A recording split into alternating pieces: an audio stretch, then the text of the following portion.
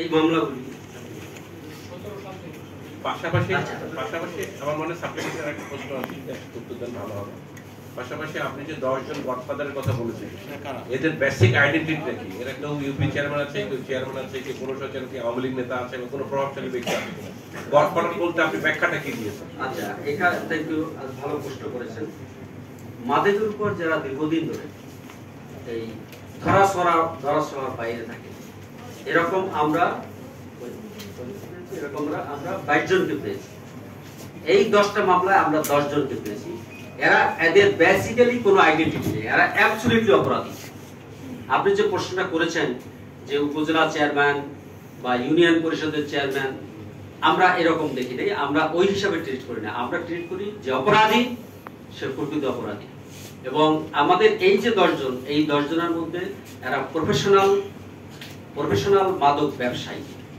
এদের মধ্যে আমরা ওই উপজেলা চেয়ারম্যানও পাইনি, চেয়ারম্যানও পাইনি, তারা অ্যাবসলিউটলি মাদক ব্যবসায়ী। আমার প্রশ্নটা সেটা ছিল না।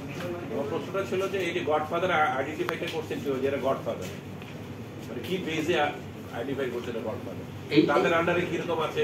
আচ্ছা, গডফাদার আইডেন্টিফাই করার যে সূত্র, সেটা হচ্ছে আপনাকে বলি, আমরা তো প্রথম কাকে ধরি? ক্যারিয়ারকে ধরি বা ইউজারকে ধরি।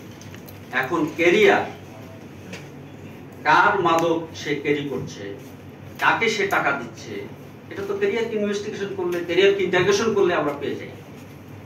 Simple calculation. সো নরমালি এতদিন যেটা করা হতো, যেখানে হয়তো ওই ইনভেস্টিগেটিং অফিসাররা ডিপে যেত না, ওই ক্যারিয়ার এবং ইউজার বা খুচরা বিক্রেতা যাদের, তাদের খুচরা বিক্রেতা যারা, তাদের বিরুদ্ধে তদন্ত করে চার্জশিট দিয়ে, বাট সিআইডি ভিন্ন আঙ্গিকে ভিন্ন ডাইমেনশনে তদন্ত শুরু করেছে। সিআইডি ওই যারা খুচরা বিক্রি করে তাদেরও গ্রেফতার করেছে, যারা ক্যারিয়ার তাদেরও গ্রেফতার করেছে।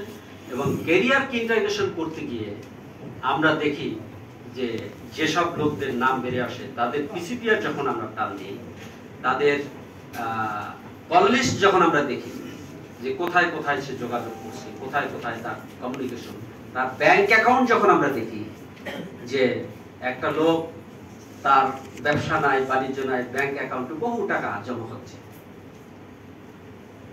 সাসপিশিয়াস ট্রানজাকশনগুলি যখন আমরা দেখি, তখনই কিন্তু আমাদের ইনভেস্টিগেশনের ক্লুগুলো আমরা পেয়ে যাই। এবং যখন তাকে ইন্টারোগেশন করা হয়, তখন ইন্টারোগেশন করে দেখা যায় যে তার অন্য কোনো ব্যবসা নেই, অন্য কোনো ব্যবসা নেই। যখন বললাম যে ব্যবসা নাই, তাহলে এই টাকা কিভাবে আসে, তখন সে বলতে বাধ্য হয় যে ইয়েস, দিস ইজ দ্য, আমি এই খাত থেকে এই টাকা পেয়েছি। তো এটা ইজি বের করা যায়। সো আমরা যে ডাইমেনশনটা যে স্টার্ট করেছি, এবং এটা অ্যাবসলিউটলি প্রেডিকেট অফেন্স। আপনারা জানেন যে মাননীয় প্রধানমন্ত্রী 2012 সনে প্রথম মানি লন্ডারিং অ্যাক্ট করে, এবং সেটাকে অ্যামেন্ডমেন্ট করে 2015-তে। হ্যাঁ, এবং 2015-তে অ্যামেন্ডমেন্ট করার পরে 2019-এ ওটাকে বিধির আওতায় নিয়ে আসা, মানে প্রসিডিউরগুলি